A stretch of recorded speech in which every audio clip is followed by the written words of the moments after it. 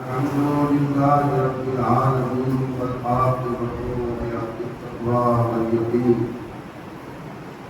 والجنة للموحدين والنار للمؤمنين والكافرين والعاصين.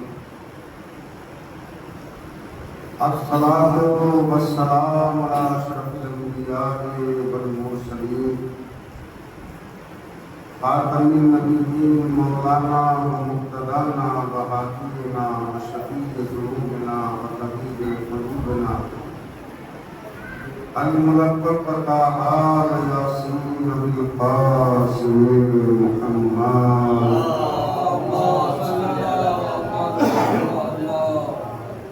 وعلى أهل بيته الطيبين الطاهرين المعصومين المظلومين المنتقدين المنتجبين ولعنة الدائمة الباقين على أعدائهم ومنكر فضائلهم ومصائبهم أجمعين. أما بعد فقد قال الله تبارك وتعالى في القرآن المجيد وهو أصدق الصادقين وقوله الحق. بسم الله الرحمن الرحيم. فإذا سبيته ونفخت فيه من روحي فقعوا له ساجدين. صلوات پر محمد اللهم صل على محمد وعلى محمد. حاضرین بزم معرفت اور مجلس میں آنے والے عزاداران امام مجدور، قرآن حکیم کی جس آیت کو تلاوت کیا وہ آیت اس وقت کی ہے کہ جب اللہ نے فرشتوں سے یہ کہا کہ میں روئے زمین پر ایک خلیفہ بنانے والا ہوں. دیکھیے، آپ نے مجلسوں کے فیض اور امام بارگاہوں کے صدقے میں اس آیت کو چاہے جتنی مرتبہ سنا ہو، مگر یہ قرآن مجید کی آیت ہے اور قیامت تک آگے رہنے والی ہے. اور جیسے قرآن معجزہ ہے ایسے یہ آیت بھی معجزہ ہے. پروردگار اعلان کر رہا ہے ملائکہ میں، فرشتوں میں، معصومین میں کہ میں زمین پر ایک خلیفہ بناؤں گا. تو دیکھیے، میں پہلی ہی منزل میں جو آپ حضرات کو احساس دلانا چاہتا ہوں وہ یہ ہے کہ پروردگار کو اعلان کرنے کی ضرورت کیا ہے. توجہ رکھیے گا، اعلان وہاں کیا جاتا ہے جہاں پروردگار کے فعل ہونے کا خطرہ ہو. شاید آپ میری گفتگو اور میری کشمش بیانی کو اگر اپنے قلب معرفت کے آس پاس تھوڑی سی توجہ کے قابل سمجھ لیں. سلامات.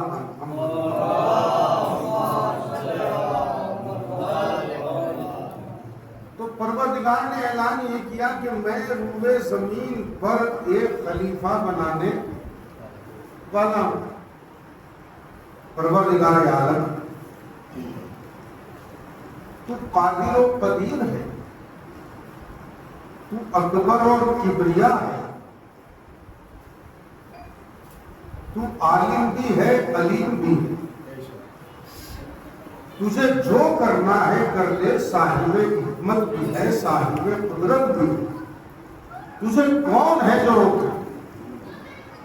اور پھر اس میں اعلان کرنے کی بات کیا ہے؟ اور اعلان بھی اس مخلوق کے سامنے ہے کہ جس مخلوق سے انکار کی کوئی گنجائش نہیں ہے، جو حکم خدا سے انکار نہیں کر سکتی. بھائی فرشتے سامنے ہیں، میرے اور آپ جیسے انسان تو نہیں ہیں جو مخالفت کریں گے. فرشتے ہیں، کروڑیاں ہیں، آسمان کے رہنے والے ہیں، اور پروردگار ان کے لیے کہہ رہا ہے کہ دیکھو میں تمہارے درمیان میں زمین کے لیے ایک خلیفہ بناؤں گا.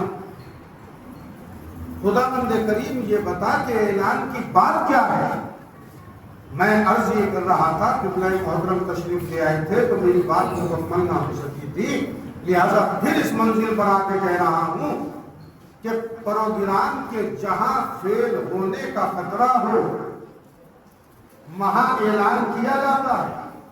بھائی سزا خانے میں مجلس ہوگی، ہر سال کی طرح ذاکر آئیں گے، آپ تشریف لائیے، ثواب دارین حاصل کیجئے. یہ اعلانات کیوں لگائے جاتے ہیں؟ کہیں ایسا نہ ہو کہ پروگرام فیل نہ ہو جائے، کسی کو خبر ہو نہ ہو. مگر قدرت کے یہاں پروگرام کے فیل ہونے کا خطرہ نہیں، اور نہ اس بات کا خطرہ ہے کہ جس مخلوق کے لیے اعلان کیا جا رہا ہے وہ اللہ کے امر کی مخالفت کرے، ایسا بھی کچھ نہیں ہے. تو پھر پروردگار نے معصوم ملائکہ کے سامنے یہ کیوں کہا اعلان کر کے کہ میں زمین کے لیے ایک خلیفہ بنانے والا ہوں؟ پروردگار اس میں اعلان کی بات کیا ہے؟ کہ ہم خلافت اول میں اپنی سنت کو سامنے رکھ کے تمہارے ذہنوں کو اجاگر کر کے بتانا چاہتے ہیں کہ خلافت جب بھی آتی ہے اعلان کے ساتھ آتی ہے، بند کمروں میں نہیں آتی. انی جاعل فی الارض خلیفہ، میں زمین پر ایک خلیفہ بنانے والا. اتجعل فیہا، فرشتوں نے کہا کیا تو ایسے کو خلیفہ بنائے گا جو پورے سی کرے گا؟ سروں پہ اپنے اس کلام کی عظمتوں کو محسوس کر کے قسم کھا کے بتاؤ کہ فرشتوں نے کہا تو ایسے کو خلیفہ بنائے گا جو پورے سی کرے گا. پورے سی تو زمین پر ہوگا. توجہ رکھیے گا بھائی، پہلا بھائی ہے اور پہلے بھائی نے پہلے بھائی کو قتل کیا. توجہ ہے، پوریزی ہوگی کہ نہیں ہوگی؟ تو فرشتے صحیح کہہ رہے ہیں کہ کیا ایسے کو بنائے گا جو پوریزی کرے گا. اچھا یہ بتائیے فرشتوں کو علم کیسے ہوا کہ یہ انسان زمین پر جا کے پوریزی کرے گا؟ توجہ رکھیے گا باب سخن، آیتیں آپ نے 12 سنی ہے، مگر یہ فکرات جو میں آپ کی خدمت میں پیش کر رہا ہوں شاید آپ کی سماعتوں کے لیے تحفہ ہوگا. فرشتوں کو علم کیسے تھا کہ یہ حضرت انسان زمین پر جا کے پوریزی کرے گا؟ توجہ ہے نا بھائی، آدم کی خلقت سے پہلے فرشتوں کا یہ کہنا پروردگار ایسے کو بنائے گا جو زمین پر پوریزی کرے گا. اچھا پوریزی ہوگی، جناب آدم کی نسل بڑھی، پوریزی ہوگی.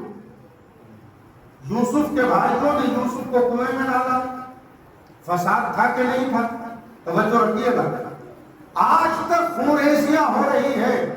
اور فرشتوں نے کیا کہا؟ کیا ایسے کو خلیفہ بنائے گا انسان کو، نوع بشر کو، جو زمین پر پوریزی کرے گا؟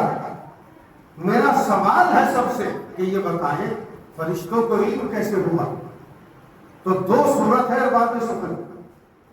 یا تو یہ کہو کہ فرشتوں کو علم غیب تھا.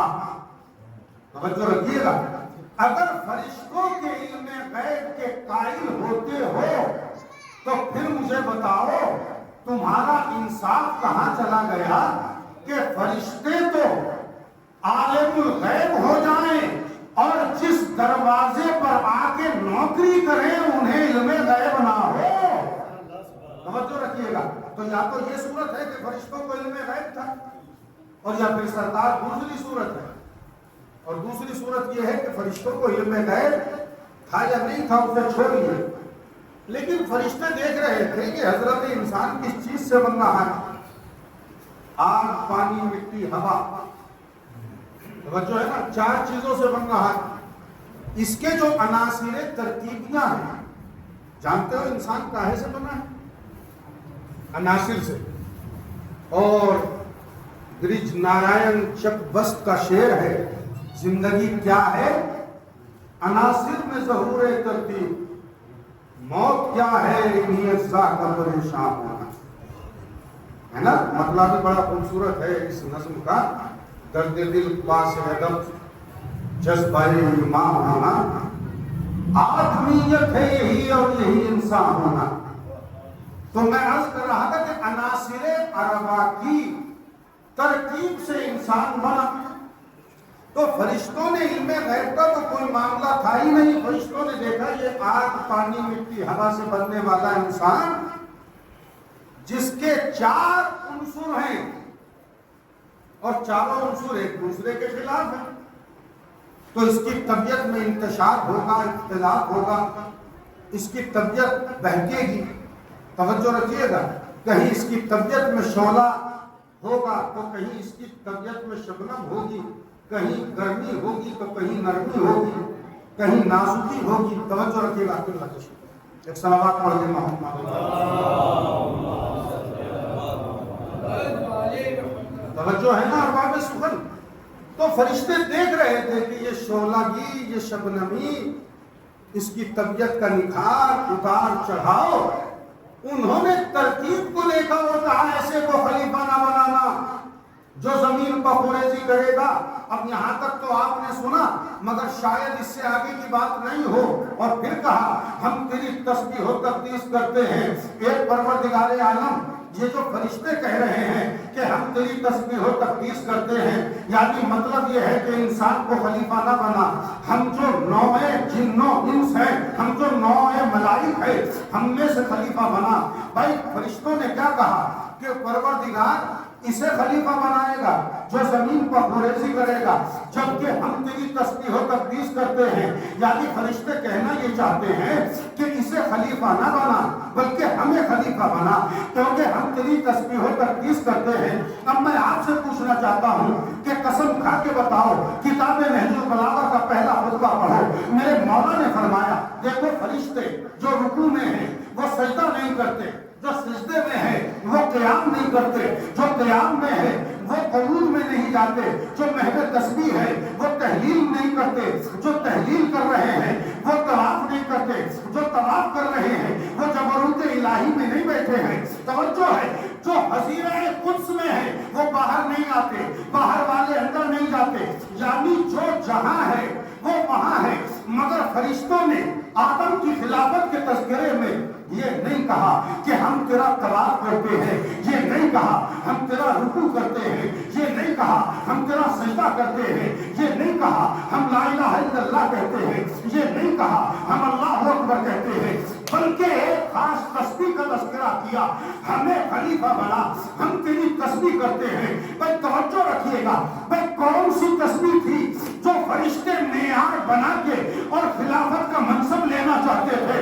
بھائی جب یہ جملہ کسی نے خطیب منبر سلومی سے پوچھا، اے مولا یہ بتائیے کہ وہ کون سی تسبیح ہے جسے فرشتے خلافت کے لیے اپلیکیشن لگا کے بتا رہے تھے، تو میرے مولا نے فرمایا ان الملائکۃ لتذکروا فضلی وذالک تسبیحا عند اللہ. ملائکہ ایک دوسرے کو میرے فضائل سناتے ہیں، اللہ تسبیح کا ثواب لکھتا ہے. ہم موجود ہیں، ہم میں سے خلیفہ بنا. کیا تو ایسے کو خلیفہ بنائے گا جو زمین پر خوریزی کرے گا؟ اور پھر قدرت نے کہا دیکھو خاموش ہو جاؤ جو میں جانتا ہوں تو تم نہیں جانتے. اور اس کے بعد میں ملائکہ سے جیسے میں اپنی زبان میں کہہ رہا ہوں، قرآن کا لفظ نہیں ہے، علماء بیٹھے ہیں، جیسے ملائکہ کو مزاج الہی نے خاموش کر کے کہا خاموش ہو جاؤ. یہ خاموش کا لفظ قرآن میں نہیں ہے، یہ میں اپنی زبان میں کہہ رہا ہوں خاموش ہو جاؤ. اب یہ قرآن میں ہے انی اعلم ما لا تعلمون، جو میں جانتا ہوں وہ تم نہیں جانتے. اچھا کمال ہے جناب عالی، فرشتے بیچارے خاموش ہو گئے. اور پھر قدرت نے یہیں تک بات نہیں رکھی. سنو فَإِذَا سَبَّيْتُهُ وَنَفَخْتُ فِيهِ مِن رُوحِي فَقَعُوا لَهُ سَاجِدِينَ. جب میں اسے بہتر بنا لوں اور اس میں اپنی روح میں سے پھونک دوں تو تم سب کے سب سجدے میں چلے جانا. دیکھیں میں کہہ رہا ہوں کہ آیتیں سنی سنائی ہیں، میں کوئی نیا قرآن تو پیش نہیں کر سکتا.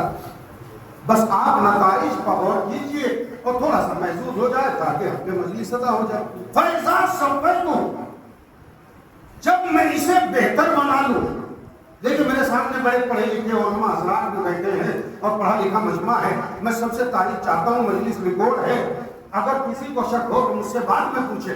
فَإِذَا سَوَّيْتُهُ، جب میں اسے بہتر بنا دوں۔ آپ نے غور نہیں فرمایا، تسبیح کے معنی ہے بہتر بنانا، تسبیح کے معنی ہے حسین بنانا، تسبیح کے معنی ہے جمیل بنانا، تسبیح کے معنی ہے صاحب جمال بنانا، تسبیح کے معنی ہے مکفہ کر دینا، تسبیح کے معنی ہے مسجع کر دینا، تسبیح کے معنی ہے حسن کی آخری منزلوں میں رکھ دینا، تسبیح کے معنی ہے نوک پلک کو نکھار دینا، تسبیح کے معنی ہے خلقت کا شاہکار بنا دینا، تسبیح کے معنی ہے بہترین نمونہ بنا دینا، تسبیح کے معنی ہے انسان کامل بنا دینا۔ توجہ ہے، جب میں اسے بہتر بنا دوں، آدم کی تخلیق کا ذکر اور اللہ نے معیار بتایا کہ جو بھی آتا ہے وہ ہماری بارگاہ سے بہتر ہی آتا ہے۔ توجہ رکھیے گا، ہم جسے بناتے ہیں بہتر بناتے ہیں۔ فَإِذَا سَوَّيْتُهُ، جب میں اسے بہتر بنا دوں، اور فکرے پر غور کیجیے گا، وَنَفَخْتُ فِيهِ مِن رُوحِي، اور اس میں اپنی روح داخل کر دوں۔ قسم کھا کے بتائیے مجمع جس نے ہزاروں مرتبہ یہ آیت سنی ہے، یہی سنا نا، اللہ نے کہا میں اپنی روح پھونک دوں۔ بھائی اللہ کے جسم نہیں ہے تو روح کہاں سے آئے؟ توجہ ہے، دیکھیں میں علماء اعلام کے سامنے بڑی گستاخی کر رہا ہوں اور بڑی زبان درازی ہوگی اگر کسی نتیجے تک نہ پہنچایا۔ توجہ رکھیے گا، بھائی اللہ کے جسم ہی کہاں ہے جو روح ہے، لہذا اس نے یہ نہیں کہا میں اپنی روح پھونکوں۔ توجہ رکھیے گا ارمان سبحان، اور مجلس سے کچھ لے کے اس جملے کو تحفۃ لے کے جائیے۔ اللہ نے یہ نہیں کہا، اگر ترجمہ کسی نے کیا تو غلط کیا، آپ نے سمجھا تو غلط سمجھا، اللہ نے یہ کہا ہی نہیں کہ میں اپنی روح پھونکوں، بلکہ یہ کہا جب میں اس میں روح پھونک دوں، ایسی روح کہ جو آدم کی نہیں بلکہ میری ہے۔ بھائی بات میں بڑا سا فرق آ گیا نا، اپنی روح نہیں کہا، اللہ کی روح نہیں تھی، روح آدم کی تھی، مگر اللہ نے روح آدم کو اپنی روح کہا۔ توجہ رکھیے گا، یہ آدم کی روح نہیں ہے، یہ میری روح ہے، اسی لیے آدم کا لقب ہو گیا روح اللہ۔ توجہ رکھیے گا، یعنی جب میں اس میں روح پھونکوں، ایسی روح کہ جو آدم کی روح نہیں ہے بلکہ میں اسے اپنی طرف منسوب کر رہا ہوں، وہ میری روح ہے، میری روح ہے، وہ آدم کی روح نہیں ہے، تو تم سجدے میں چلے جانا۔ اے پروردگار، تیری سنت، تیرا طریقہ، تیرا مزاج بدلتا نہیں ہے۔ آج تو آدم کے سامنے ملائکہ کو جھکوا رہا ہے، کیوں؟ اس لیے کہ آدم کی روح کو تو نے اپنی روح کہا ہے، اس لیے معصوم پیشانیوں کو آدم کے سامنے جھکوایا۔ تو پروردگار یہ بتا، جس کی روح کو یعنی آدم کی روح کو تو نے اپنی روح کہا، تو اس کے سامنے معصوم ملائکہ کی پیشانیوں کو جھکوایا۔ تو اب یہ بتا کہ جس کی روح بھی تیری ہے، جس کا نفس بھی تیرا ہے، جس کا پہلو بھی تیرا ہے، جس کی آنکھ بھی تیری ہے، جس کا کان بھی تیرا ہے، جس کا قدم بھی تیرا ہے، اس کا مقام کیا ہوگا؟ کب وقت آنے دے، یہاں پیشانیاں جھکوائی ہے، ان کا گھر ایسا ہوگا، یہی فرشتے ہوں گے، کوئی چکی چلائے گا، کوئی جھولا جھلائے گا۔ صلوات پڑھ دے محمد والے محمد۔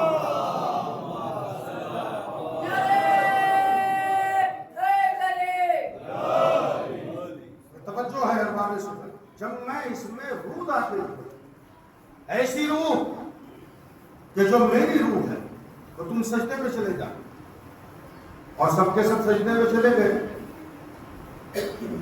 اور کمال ہے کہ اللہ آدم کے جسم کے سامنے سجدہ کرا رہا ہے، اور مسلمان جھوم جھوم کے تلاوت کرتا ہے، فَقَعُوا لَهُ سَاجِدِينَ۔ کتنی مرتبہ پڑھتا ہوگا؟ کس کے سامنے سجدہ؟ آدم کے جسم کے سامنے۔ سجدہ کس کا تھا؟ سجدہ تو امر الہی کو تھا، اللہ کے حکم کو سجدہ تھا۔ بے شک اللہ کے حکم کو سجدہ تھا۔ ہم بھی یہی کہتے ہیں، اس لیے کہ غیر اللہ کو تو سجدہ حرام ہے، مگر سامنے کس کے؟ کا آدم کے جسم کے سامنے. ارباب اعضاء ارباب سخن آپ نے غور نہیں کیا. کس کے سامنے؟ جسم آدم کے سامنے. بھائی میں کوئی غلط بات نہیں کہہ رہا ہوں. سجدہ تھا آدم کے سامنے، مگر سجدہ تھا حکم خدا پر خدا کو، اس لیے کہ غیر اللہ کو سجدہ نہیں ہوتا. سجدہ اللہ کا تھا مگر تھا آدم کے سامنے. کیوں؟ اس لیے کہ آدم ہے حجت اللہ. بھائی توجہ رکھیے گا. اب اتنا تو پتا چلا کہ سجدہ اللہ کو ہوتا ہے، حجت کے سامنے کیا جا سکتا ہے. ارے میں کیا کہہ رہا ہوں؟ اب سمجھ میں آیا. اب اگر ہم امام حسین کے روزے پر جا کر اللہ کا سجدہ شکر کرے تو ہمیں شرک نہ کہنا. بھائی سجدہ خدا کا ہوتا ہے. سجدہ شکر ہو یا سجدہ تعظیمی، سجدہ اللہ ہی کو ہوتا ہے. بس اتنا ہے کہ حجت کے سامنے ہوتا ہے، اس لیے کہ یہ حجت اپنے آپ میں وجود کعبہ سے کم نہیں ہوتی. میں نے بہت بڑی بات کہی ہے سرکار عالی. ارے آپ کعبے کی بات کر رہے ہیں، یہ حجت اپنے آپ میں کسی کعبے سے کم نہیں ہے. آپ نگاہیں پھاڑ کے نہ مجھے دیکھیے، کعبہ بہت محترم ہے، مگر سرکار عالی اللہ کی حجت بھی اتنی ہی محترم ہے. لہذا جب ان کی تحریض پر سجدہ عظمت کیا جائے تو ہم پہ شرک کے فتوے نہ لگائے جائے کہ صاحب یہ تو غیر اللہ کو سجدہ کر رہے ہیں. میں منبر سے کہہ رہا ہوں کہ اللہ کے علاوہ سجدہ عبادت کرنا کسی اور کو جائز نہیں ہے، لیکن سجدہ عظمت تو ہے. صاحب یہ سجدہ تعظیمی سمجھ میں نہیں آتا. اچھا پڑھیے قرآن، جا کے دیکھیے. جناب یوسف خواب دیکھ کے کہتے ہیں انی رأیت احد عشر کوكبا والشمس والقمر رأیتهم لی ساجدین. میں نے خواب میں دیکھا کہ 11 ستارے اور ایک چاند اور سورج مجھے سجدہ کر رہے ہیں. جا کے چاند اور سورج پہ فتویٰ لگاؤ کہ وہ یوسف کے سامنے کیوں سجدہ کر رہے تھے. اور جائیے تاریخوں میں پڑھیے. میں تاریخوں کا حوالہ دے دوں گا، اگر تاریخ کا حوالہ نہ دوں تو آپ میرے گریبان وجود کو پکڑیے اور ڈانٹیے کہ آپ ایسی باتیں کیوں پڑھتے ہیں جس کا کوئی جواب نہیں ہے. ارے جب یوسف یعقوب سے ملے، نہیں بلکہ یعقوب یوسف سے ملے، تو تاریخ میں لکھا ہے کہ سجدہ کیا جناب یعقوب نے یوسف کے سامنے. باپ ہیں مگر بیٹے کے سامنے سجدہ کر رہے ہیں. ہے کسی کی ہمت جو کہے کہ یہ سجدہ کیسا تھا؟ توجہ رکھیے گا. یہ سجدہ نہ تعظیم یوسف میں تھا، یہ سجدہ نہ تعظیم عبادت یوسف میں تھا، شکر خدا کا سجدہ تھا. مگر ایک حجت دوسری حجت کے سامنے کر رہا تھا. ارباب سخن توجہ رکھیے گا. اب اللہ نے کہا فَقَعُوا لَهُ سَاجِدِينَ، سب کے سب سجدے میں چلے جانا. بس ارباب سخن گفتگو کو سمیٹ رہا ہوں. سب سجدے میں چلے گئے اور کمال یہ ہے کہ ایک نے سجدہ نہیں کیا. بس آخری فکرہ اور زحمت تمام چل جملے مسائل کے، گرمی کافی ہے. سب نے سجدہ کیا، ابلیس نے نہیں کیا. اور کیا کہا؟ خلقتنی من نار وخلقتہ من طین، میں آگ سے بنا ہوں، مٹی سے بنا ہوں. توجہ رکھیے گا بات میں سنا. کیا کہا؟ میں آگ سے بنا ہوں اور یہ مٹی سے بنے، لہذا میں انہیں سجدہ کیوں کروں؟ اتنا تو پتا چلا کہ مزاج ابلیسیت یہ ہے کہ وہ مٹی کو نہیں مانتا. ارے نہ جانے کہاں بیٹھے ہیں آپ. مزاج ابلیسیت یہ ہے کہ وہ سب کچھ مانتا ہے مگر مٹی کو نہیں مانتا. آج زمانے میں تلاش کرنے کی ضرورت نہیں، میں نہیں مانوں گا. کیوں؟ اس لیے کہ میں آگ سے خلق ہوا ہوں، یہ مٹی سے، اور آگ مٹی سے افضل ہے. بھائی یہی تو غلطی کر گیا. افضل ہونے کا فیصلہ خود کر بیٹھا. قدرت بتانا یہ چاہتی تھی کہ افضل وہ نہیں ہے جسے تو سمجھے، افضل وہ ہے جسے ہم بنائے. میں سجدہ نہیں کروں، آدم کو سجدہ نہیں کروں. اب آخری فکرہ تقریر کا اور اس کے بعد مسائل، مگر دھیان سے، توجہ سے، التفات سے میرے اس فکرے کو سنیے گا. میں کہوں گا اے ابلیس تجھے سب کچھ آتا ہے، سیاست نہیں آتا. آج کے زمانے میں ہوتا تو ہمارے لوگوں کی طرح، عام جنتا کی طرح بیوقوف بناتا. جیسے کچھ لوگ ہوتے ہیں کہ جو مل گیا اس کی جھوٹی تعلیم، ادھر بیٹھے اس کی تعلیم، ادھر بیٹھے اس کی تعلیم، سامنے کچھ ہے پیچھے کچھ ہے.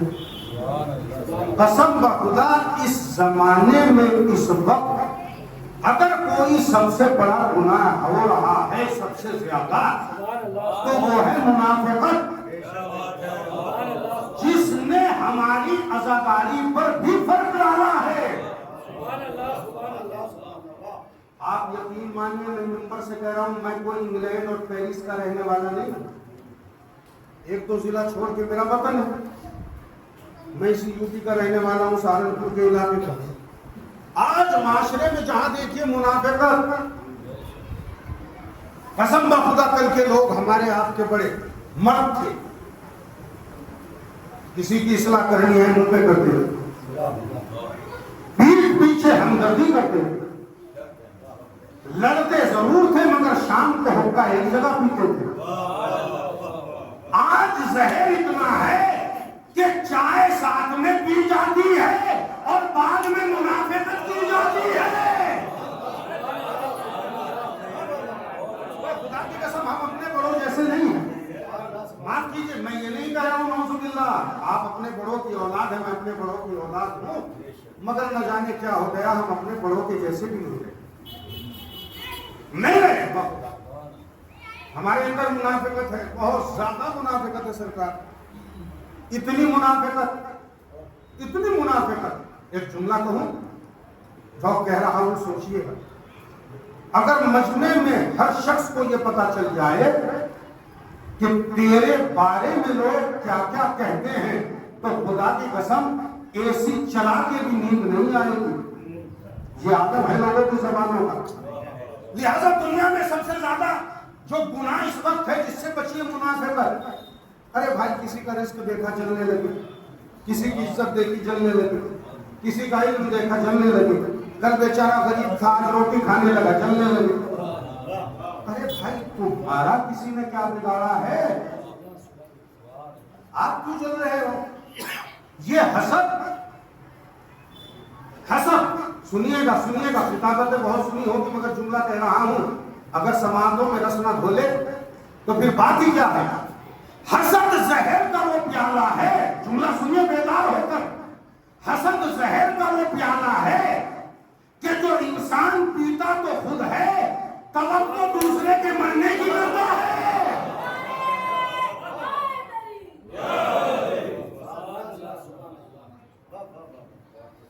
سرکار میں نے زحمت اس لیے نہیں دی کہ گرمی ہے، آپ وہیں تشریف رکھیے. حسد زہر کا وہ پیالہ ہے کہ جو پیتا تو خود ہے مگر توقع دوسرے کے مرنے کی کرتا ہے. بس ارباب اعظم مجلس اسلام ہو جائے گی میں وہیں آؤں تو قبلہ محترم اور قبلہ بیٹھے ہوئے ہیں علماء اعلام کی موجودگی میں فکرہ کہہ رہا ہوں. ابلیس تو اس زمانے کا آدمی ہوتا تو بچ کے نکل جاتا. کیا ضرورت تھی مردود بننے، رجیم بننے کی؟ مردود بارگاہ الہی، رانندہ بارگاہ الہی، اور رجیم ہو کے لوٹا، لعنتی ہو کے لوٹا، اور ایسی لعنت کہ تجھ پہ لعنت ہے قیامت تک، علاج عمومی مسعود. آج کا آدمی ہوتا تو جیسے جناب آدم کے لیے اللہ نے کہا تھا میں انہیں خلیفہ بناؤں گا، سجدے میں چلے جانا، تو شیطان تو بھی یہی کرتا، سجدہ وجدہ جھوٹ موٹ میں کر لیتا اور باہر نکل کے کہتا ہرگز نہیں میں تمہیں خلیفہ مانتا ہی نہیں. توجہ رکھیے گا بھائی، آسان تھا شیطان کے لیے جب سارے حربے سکھاتا ہے. بھائی ہمارا اور آپ کا کون ٹرینر ہے؟ وہی تو ہے. تو پھر وہ یہ بات کیسے بھول گیا کہ وہاں کہہ دیتا ہاں ٹھیک ہے میں سجدہ کر رہا ہوں، اور جھوٹ موٹ میں سجدہ کرتا وہاں نکل کے کہتا آدم میں تمہیں خلیفہ ولیفہ نہیں مانتا. توجہ رکھیے گا، میں نہیں مانتا تمہیں خلیفہ. میں نے تو سجدہ ویسے ہی کر لیا تھا اللہ کے ڈر میں تمہیں خلیفہ مانتا ہی نہیں، میں تمہیں خلیفہ کیوں مانوں؟ مگر راہ ہے شیطان۔ اب آپ کہیں گے مولانا آپ نے تو شیطان کو باہر کہہ دیا، تو کس لیے کہا ہے؟ جملہ آگے ہے، اے شیطان تم نے انکار مبین کر کے شیطان رجیم بن گیا، منافقت سے کام کیوں نہ لیا؟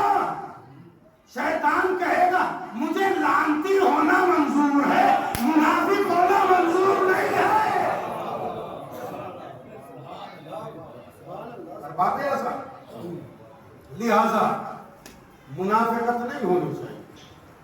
آج 4 محرم ہے، ہم جس بھرے جری کا تذکرہ کرتے ہیں، خدا کی قسم ان کی زندگی کیوں ہے؟ معاف کیجئے گا مجھے، خاتم بدہن جو لعنت اللہ تھے لشکر یزید میں تھے، اور علیہ السلام ہو گئے حسین کے قدموں تک آتے آتے۔ کیوں؟ دیکھیں میں اپنی تقریر کا سارا نچوڑ اس جملے میں پیش کر رہا ہوں بھائی، خدا کی قسم حر کا یہی اقدام تو حر کو حر بنا لے گیا کہ حر کے دل میں 2 باتیں نہیں آئی، جب تک یزید کے لشکر میں رہا تو یزیدی بن کے رہا، اور جب حسین کی طرف ارادہ کیا تو حسینی بن گیا۔ ارباب سخن میں آپ کو یہی کہنا چاہتا ہوں، آپ کیا زندگی جی رہے ہیں مجھے نہیں پتا، مجھے اصلاح کا حق نہیں، جب حسینی بن جاؤ تو پھر امکان نہ ہو کہ کوئی یزیدیت کی صفت بھی آپ کے پاس سے ہو۔ اس لیے کہ امام حسین کے قدموں تک آتے آتے حر، اور کیسے کیسے صحابی تھے سرکار، کیا انہیں اپنی جانیں عزیز نہیں تھی؟ کیا انہیں اپنے بچے عزیز نہیں تھے؟ مگر خدا کی قسم نصرت حسین کون ہے؟ کون ہے جو کسی کے اوپر جان دے گا؟ نہیں، وہ دیکھ رہے تھے کہ ہم حسین پر قربان ہو رہے ہیں، حسین دین پر قربان ہو رہے ہیں، اس لیے کمر بستہ ہوتا۔ اور حسین نے کتنا اپنے اصحاب باوفا کو کیسے کیسے نکھارا ہے۔ شب عاشور کا منظر علامہ ظفر حسن امروہی صاحب لکھتے ہیں اپنی کتاب میں کہ شب عاشور کا منظر ہے، اور حسین اپنے سارے صحابہ کو جمع کرتے اور جمع کر کے کہتے ہیں میرے چاہنے والوں، میرے صحابہ، حسین تم سے اپنی بیعت اٹھا رہا ہے۔ خدا کی قسم یہ حسین کا کلیجہ تھا، یہ میرے خون کے پیاسے ہیں، تمہارے خون کے پیاسے نہیں، تمہارے خون کے پیاسے تو اس لیے ہیں کہ تم میرے ساتھ ہو، لہذا میں اپنی بیعت کا حق تم سے لے رہا ہوں، بیعت کو تمہارے ہاتھ سے واپس لے رہا ہوں، بیعت اٹھا رہا ہوں۔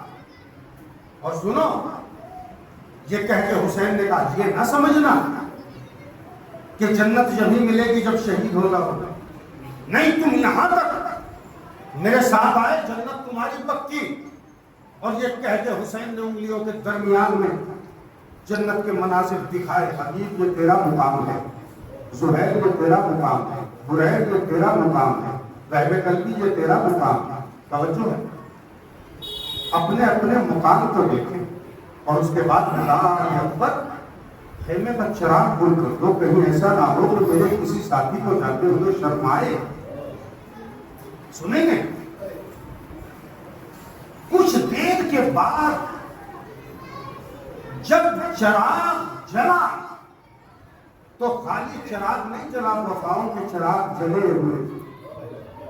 مولا آپ کو چھوڑ کے چلے جائیں، اگر 70 دفعہ قتل ہو جائے اور 70 مرتبہ شہید ہوں، 70 مرتبہ زندگی ملے، حسین آپ کو چھوڑ کے نہیں جانا۔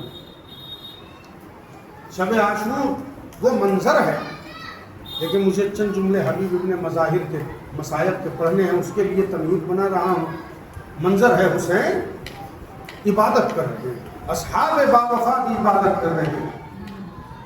ایک مرتبہ رونے کی آواز آئی حسین کو، باہر نکل کے کہا اکبر کون رو رہا؟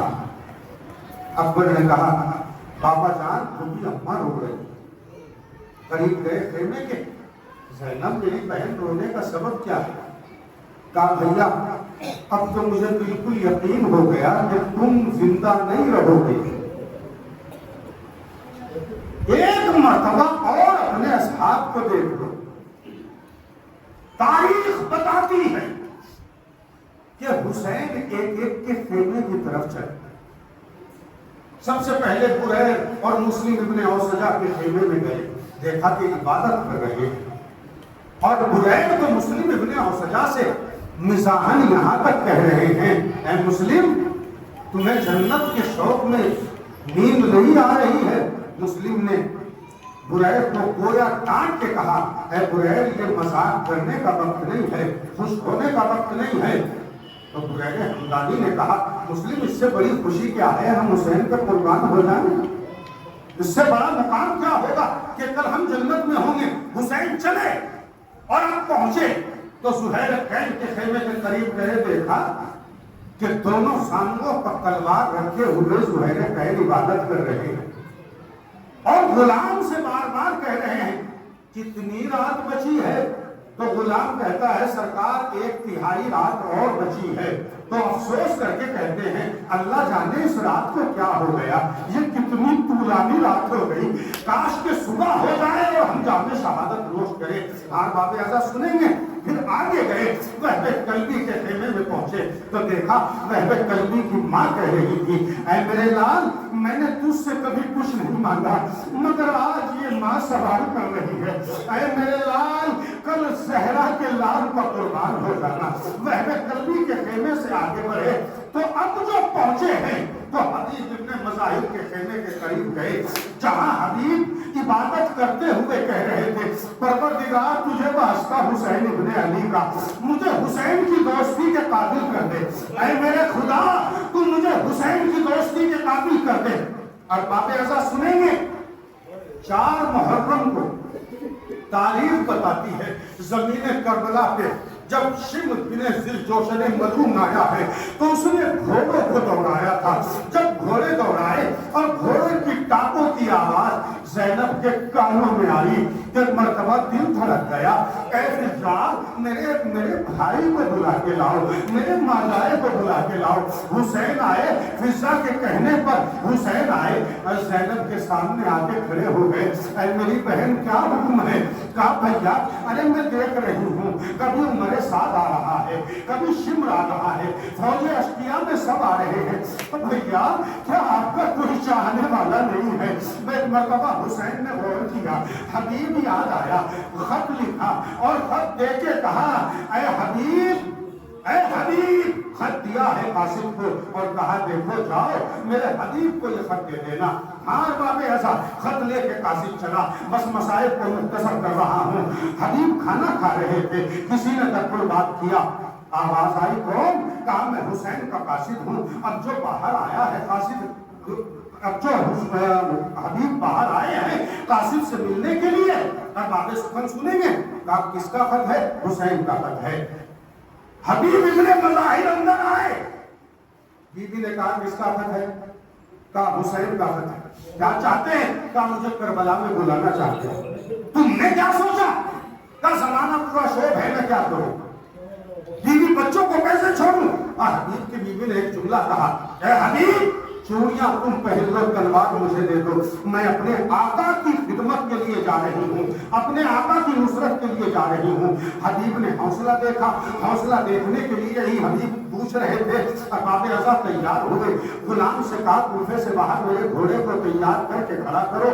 اب جو حبیب گئے ہیں گھوڑے کے قریب تو غلام کہہ رہا تھا اے میرے آقا کے گھوڑے اگر میرا آقا نہ آیا تو میں تجھ پہ سوار ہو کر اپنے آقا کی نصرت کے لیے جاؤں گا۔ تو حبیب جب ہی رونے لگے، کربلا سے پہلے حبیب رو دیے اے حسین کیا اتنا نازک وقت آ گیا کہ غلام تم بے سمثال ہونا چاہتے ہیں؟ حبیب گھوڑے پر سوار ہو کے چلے، ادھر حسین نے کچھ علم بنوائے، سب نے ایک ایک قدم اٹھایا مگر ایک قدم بچ گیا۔ عباس نے پوچھا اے آقا یہ کس کا علم ہے؟ کہا بھی رکو میرا دوست حبیب آ رہا ہے۔ کوفے کی طرف سے حبیب آیا علم اٹھایا ایک مرتبہ حسین کو سلام کیا قدموں کو چوما فضا نے کہا فضا نے زینب سے کہا اے شہزادی مبارک ہو حبیب آیا ہے ایک مرتبہ زینب نے کہا اے فضا حبیب کو میرا سلام کہہ دو اور جیسے ہی زینب کا سلام حبیب کے کانوں میں آیا سر سے امامہ اتارا اے زینب ارے کیا اتنی غریب ہو گئی ہم غلاموں کو سلام کہلوا رہی ہے انا للہ و انا الیہ راجعون رزن بے قضائی وسکون بامرہ پروردگار اعظم تجھے واسطہ محمد محمد کا ہماری اس عظیم ترین عبادت کو شرف قبولیت عطا فرما پروردگار ان آنسوؤں کو رومال سیدہ میں جگہ فرما خداوند کریم معرفت امام حسین عطا فرما پروردگار ہمیں عزاداران میں شمار فرما خداوند کریم شیعہ حیدر کرار جہاں بھی ہیں ان کی صداقتوں کی حفاظت فرما اور شہزاد پر موجود بیٹھے ہوئے تمام نوجوان بزرگ حضرات کو اپنے سایہ عاطفت میں محفوظ فرما خداوند کریم اس منبر کے حقیقی وارث حضرت ولی اسد ظہور و تعظیم فرما ماتم حسین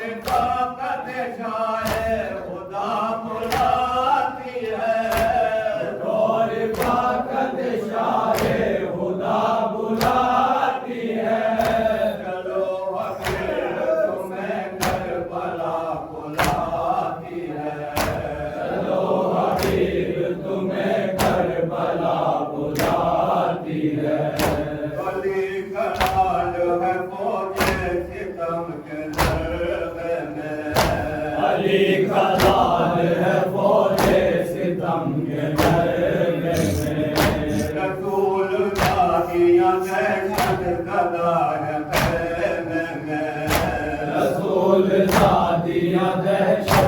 لگا ہے خیمے میں لمٹ رہا ہے منارے نبی مدینے میں لرز رہا ہے مزارے نبی مدینے میں حبیب حسین سے تم کس طرح ہو کوفے میں حبیب حسین سے تم کس طرح ہو کوفے میں حضور طاقت شاہ خدا بلاتی ہے حضور طاقت شاہ خدا بلاتی ہے حضور طاقت شاہ خدا بلاتی ہے حضور طاقت شاہ خدا بلاتی ہے چلو حبیب تمہیں کربلا بلاتی ہے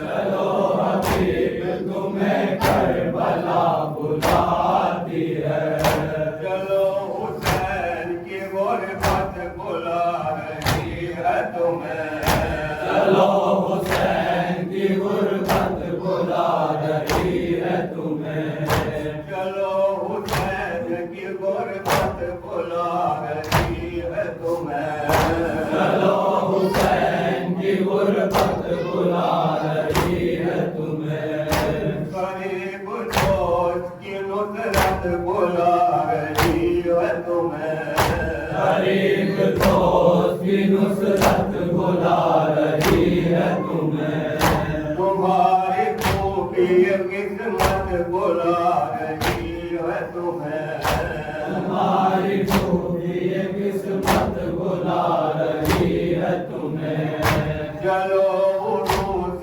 شہادت بلا رہی ہے تمہیں چلو عروس شہادت بلا رہی ہے تمہیں حضور طاقت شاہ خدا بلاتی ہے حضور طاقت شاہ خدا بلاتی ہے حضور طاقت شاہ خدا بلاتی ہے حضور طاقت شاہ خدا بلاتی ہے چلو حبیب تمہیں کربلا بلاتی ہے چلو حبیب تمہیں کربلا بلاتی ہے چلو شجاعت و جرأت کی آزمائش ہے چلو شجاعت و جرأت کی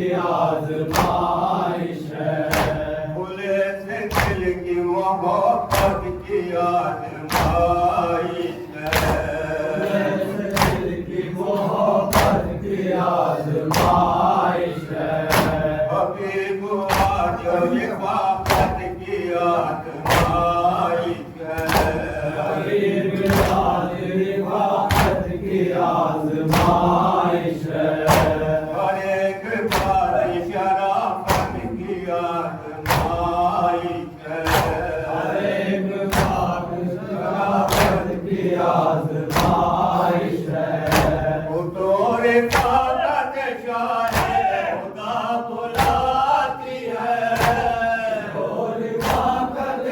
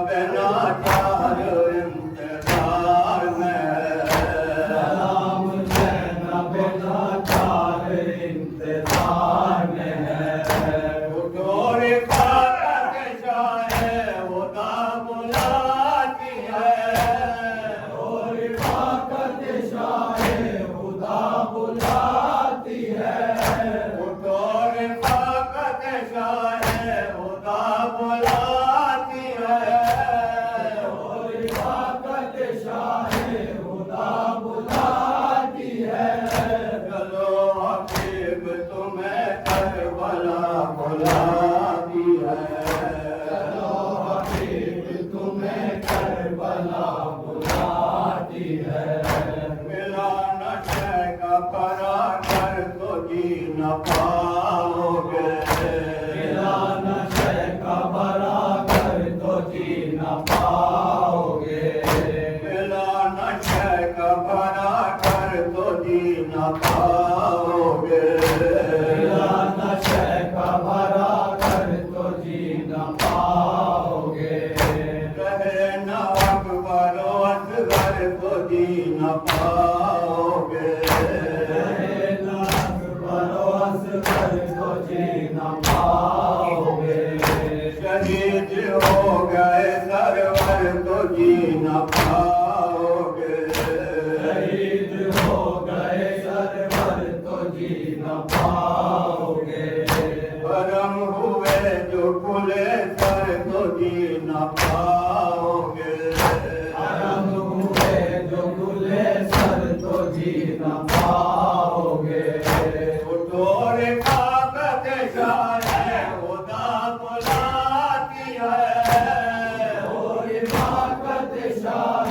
خدا بلاتی ہے اٹھو رفاقت شاہ خدا بلاتی ہے اٹھو رفاقت شاہ خدا بلاتی ہے چلو حبیب تمہیں کربلا بلاتی ہے چلو حبیب تمہیں کربلا بلاتی ہے